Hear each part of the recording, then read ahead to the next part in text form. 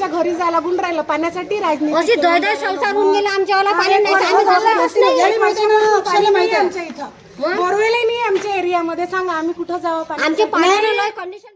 सध्या उन्हाळ्याचा वेळ आहे आणि आपण पाहतो की अचलपुरातील वार्ड क्रमांक 20 मध्ये ज्या ठिकाणी अक्षय पखाले आणि दुर्गाताई सोनपुरवते तसेच भेंडेताई ह्या नगरसेवक आहेत आणि सर्वात महत्वाचं बीजेपीचे भारतीय जनता पार्टीचे नगरसेवक आहेत. या ठिकाणी आल्यानंतर आपण पाहिलं की पाण्याची खूप मोठी समस्या या ठिकाणी दिसून येत आहे. कारण उर्वरित थोडक्यात माहित पडलं पाईपलाईनचं काम चालू आहे, पण कुठपर्यंत चालू आहे या ठिकाणी आपण जे पाहून राहिलो की या ठिकाणी सध्या महिला वर्ग ज्या सध्या आपल्या घराच्या बाहेर येऊन इथं उभे आहेत आणि यांचा पाण्याचा प्रश्न एवढ्या मोठ्या प्रमाणात दिसून येते की सकाळ झाल्यापासून तर संध्याकाळपर्यंत पाण्याचा हा प्रश्न मोठ्या प्रमाणात इथं दिसून येते. ताई, काय झालं नेमकं की तुम्ही एवढ्या मोठ्या प्रमाणात तुमचा रोज दिसते त्या तिकडे पाहता तुम्ही की आता अजूनही पाहता की त्यांचे बकेटा वगैरे ते घेऊन येत आहेत. काय नेमकं काय झालं, असं काय विषय काय नळाले पाणी नगर परिषदचे नळ असतील ना, नगर परिषदचे नळ टाकी असेल, मग काय काय का बरं पाणी येत नाही? पाणीच निघालं मशीनला कैला पाणीच नाही येत. मग आता कसं करा त्याचं? पाणी कुठून आणता? बोरिंगचं पाणी आणतो आम्ही. सारे बिमारी येऊन गेली पाणी आणू आणू मला मायकून होत नाही. काय करू आता सांगा? एक ताई आली आहे ज्या खूप जास्त रोष मध्ये दिसतात. काय नेमकं काय का बरं सकाळपासून दुसरी मशीन लावली, थोडंसं पाणी येऊन नाही राहिलं तर कोणाच्या घरी पाण्याला जा. मशीन का लावा लागते? कारण की नगर परिषदचा नळ असेल ना आपल्यापर्यंत. हो तर आहे ना, मग पाणी आलं पाहिजे ना. पाणी आलं तेव्हाच जमन ना ते. नाही तर पाणीच नाही आलं तर पाणी काय न घ्यावं आम्ही, कुठून आणा? महिला वर्गांचा खूप मोठा इथं रोष दिसते. सोबतच या ठिकाणी आपल्यासोबत स्थानिक नगरसेवक अक्षय पखाले आहेत. अक्षयजी, आपण सुद्धा सध्या भारतीय जनता पार्टीचे एक भाग आहात आणि या ठिकाणचे तुम्ही नगरसेवक आहात. हा जो प्रश्न इथं निर्माण होऊन राहिला, कशामुळे निर्माण होतो? ह्या आधी आपल्या त्या उताराखाली कुंभाराच्या तिथं म्हणजे एक चौकट बांधली आहे. तिथं म्हणजे कोणी म्हणत होती की तिथं चोकबा बांधते. अरे बायसोबत बोलणं झालं की ते म्हणत होती की त्या पाईपलाईन सध्या पाणी नाही आपलं आलं. आणि आधी आपण 3-4 ठिकाणी चोकअप काढून बघितले तर 4-5 दिवस म्हणजे 8-10 दिवस आधी त्याला पाणी आलं. त्याने लोकांचं म्हणणं आहे कोणी टाकी कमी भरून आली. तर आपण अखिलेश मित्रासोबत बी बोलणं झालं, त्यांचं म्हणणं आहे की टाकी बरोबर फुल भरल्या झाली. पण आता कसं आहे, उन्हाळ्याचा टाइम आहे, त्याच्या त्यांना डॅम मधून बी पाणी जरासं कमी येऊन आले असं त्यांचं साहेबांचं म्हणणं आहे. पण अध्यक्ष साहेब मुख्याधिकारी सगळे तत्पर आहे, सगळे सेवेसाठी तत्पर आहेत. आता आधी आपण आता 3-4 दिवस आधीपासून काम चालू केलं आहे. गजानन मेडिकल पाशी हांडे चौक स्क्वेअर मध्ये काम चालू केलं आहे. तर तिथं म्हणजे अर्ध काम झालंय. आज तिथं बुलडोजर येऊन म्हणजे पाईपलाईन टाकणं अर्ध्यापेक्षा जास्त झालं, म्हणजे अर्ध झालं आहे काम तिथं. तर आज तिथं बुलडोजर येऊन ते रोड फोडला आहे. कारण की तिथं 2-2.5 फुटाचा तो रोड आहे. तर ते आपल्या हायब्रेशन मशीन फुटत नाही रोड. तर अध्यक्ष साहेबांसोबत बोलणं झालं आहे, सीओ साहेबांसोबत बोलणं आहे. सीओ साहेब सगळेजण आपल्या तत्पर सेवेत आहे. सगळ्या कॉन्टॅक्ट मध्ये आहे मी. आणि आज म्हणजे तिथं जेसीबी रोड फोडणं आहे. तिथच्या नागरिकांना समजून सांगितलं की आज काम चालू होणार आहे, 2-3 दिवसात तुम्हाला पाणी नाही आलं तर आपण आंदोलन करू बा त्यासाठी. त्या दिवशी आणि त्याच्या आधी एक प्रश्न असा निर्माण होते की आपण आपले अध्यक्ष सुद्धा भारतीय जनता पार्टीचे, तुम्ही सुद्धा भारतीय जनता पार्टीचे नगरसेवक आहात. पण अशा वेळेला तुम्ही म्हणता की 3 दिवसानंतर पाणी जर आलं नाही तर आपण आंदोलनाचा इशारा. पण अशा वेळेला सोय काय राहील या ठिकाणी की ज्या ठिकाणी यांना पाणी सध्या भेटत नाहीये? आता टँकरनं पाणी पुरून आलो यांना. टँकर रोज 3-4 टँकर यांना पुरून आलो आपण.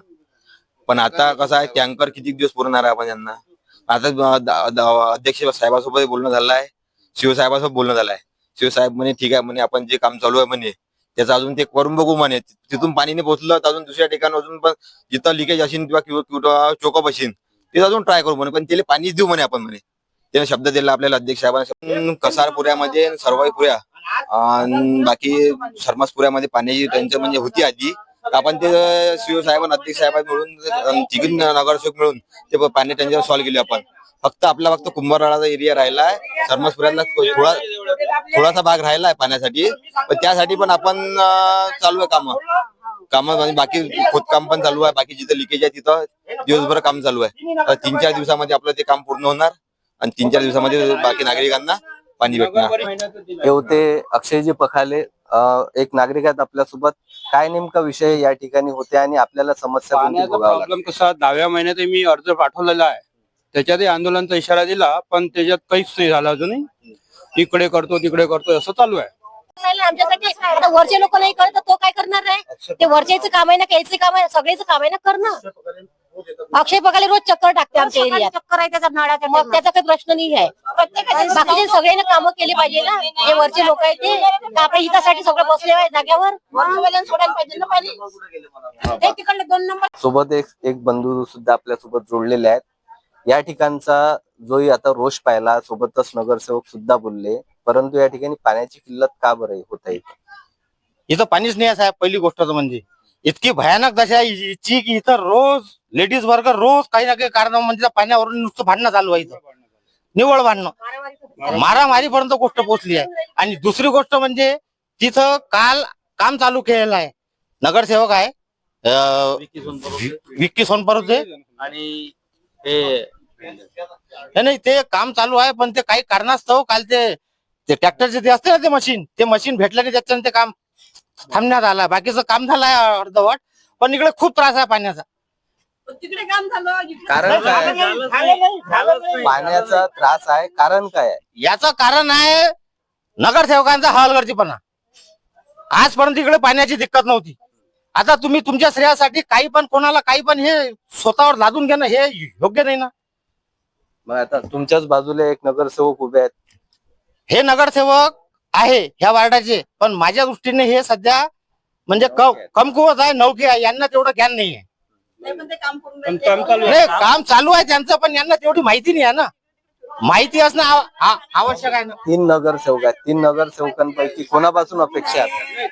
तिघाची अपेक्षा आहे. तिघाचंही काम आहे ते यायच्या समस्या सोडवणं. यायच्या समस्या सोडवणं हे तिघाचंही काम आहे. नाही तर मग इकडे कशी आहे, एका घरात दिवा चालू आहे, दुसऱ्या घरात तेलच नाही. मग आता काय करावं ते आता सांगा. म्हणजे तुमचं म्हणणं आहे की काही भागात पाणी आहे, काही भागात पाणी नाही.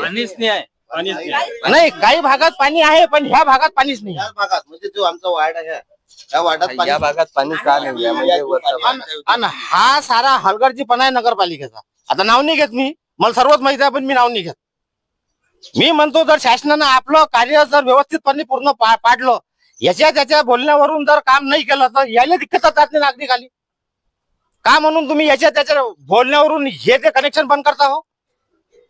का बंद करता तुम्ही हे कनेक्शन? माझा शासनाला प्रश्न आहे. ज्याचे हात वरपर्यंत पोहोचले आहे ते आपल्या खोडचीचा वापर का करतात स्वतःच्या हितासाठी? आणि नंतर मग यांच्यात बाचाबाची होते. यांची काय चुकी आहे? सामान्य नागरिकाची चुकी काय आहे?